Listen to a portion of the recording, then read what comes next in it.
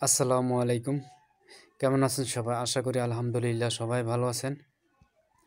তো গুরুত্বপূর্ণ ২টি মেসেজ নিয়ে আপনাদের সামনে হাজির হয়েছি। বিষয়টি মূলত তাদের জন্য যারা মালয়েশিয়া প্রবাসে আছেন, বিশেষ করে বিষয়টি তাদের জন্য।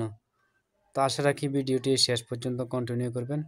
তাহলে অন্ততপক্ষে যারা প্রবাস থেকে দেশে আসতে চাচ্ছেন, তাদের জন্য বিষয়টি অনেকটাই হেল্পফুল হবে। যদিও এই ভিডিওটি করার কোনো উদ্দেশ্য ছিল না আমার, যেহেতু আমি একজন প্রবাসী। তো আরেকজন প্রবাসীর উপকারের কথা ভেবে আমি আসলে মূলত এই ভিডিওটি ধারণ করেছি।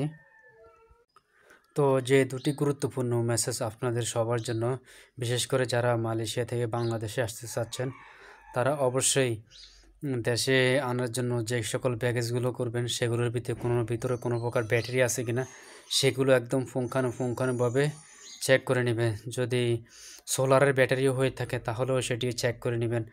আমাকে কিন্তু ধরা হয়েছিল সোলারের ব্যাটারির জন্য। তো সেই হিসেবে আপনাদের সাথে এই বিষয়টি শেয়ার করলাম। আমার অন্য কোনো ব্যাটারি আমার ব্যাগেজগুলোর ভিতরে ছিল না। ছিল শুধুমাত্র সোলারের ব্যাটারি, বা সোলারের সাথে সম্ভবত অ্যাডজাস্ট করা ছিল।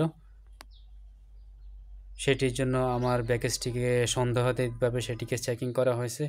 তো অবশ্যই যারা বাংলাদেশে আসবেন বা ব্যাগেজ করবেন, আসার সময় অবশ্যই এসব বিষয়গুলো চেক করে নেবেন।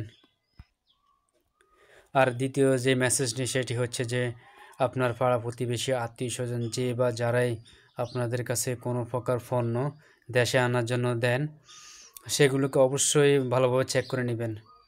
হোক সে যত কাছের মানুষই, সেখান থেকে অবশ্যই চেক করে নেবেন।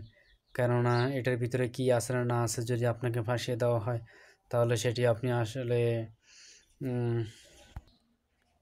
এয়ারপোর্টের যে কর্তৃপক্ষ আছে, সেটা তাদেরকে বোঝাতে পারবেন না যে এটি আপনার না, এটি অন্যের।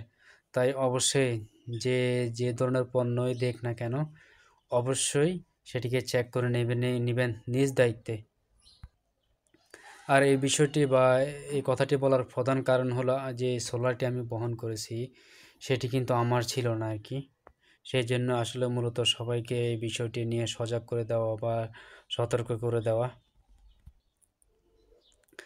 তৃতীয়ত আরেকটি মেসেজ, সেটি হচ্ছে যে এয়ারপোর্টের ভিতরে কিছু দালাল থাকে যারা বাংলাদেশে স্বর্ণ আনার বিষয়ে আপনাদেরকে প্রস্তাব দেবে বা অফার করবে। তবে এই বিষয়টি নেওয়ার পূর্বে আমি হাও বলবো না, নাও বলবো না। তবে তাদের সাথে কোনো প্রকার মার্কেটিংয়ে যাবেন না। যদি আপনি আনেন তাহলে তাদের সাথে স্ট্রেট ফরওয়ার্ড কথা বলবেন, নয়তোবা যে না বা আমি অক্ষম, কোনো প্রকার কোনো কিছু নিতে পারবো না। যদি তাদের সাথে কোনো প্রকার বার্গেনিংয়ে জড়িয়ে পড়েন, তাহলে আপনি এয়ারপোর্টের বিভিন্ন সমস্যা, বিশেষ করে বুকিং পর্যন্ত আপনার অনেক ধরনের সমস্যা হতে পারে, যেটা আমার চোখের দেখা অন্য পার্সনকে দিয়ে আর কি। তো এই বিষয়গুলো মাথায় রাখবেন। দেখা হবে অন্য কোনো ভিডিওতে। আর এই ভিডিওটি যদি ভালো লেগে থাকে, আপনাদের কাছে উপকারী মনে হয়, অবশ্যই ভিডিওটি শেয়ার করে দিবেন। আল্লাহ হাফেজ। সালামু আলাইকুম।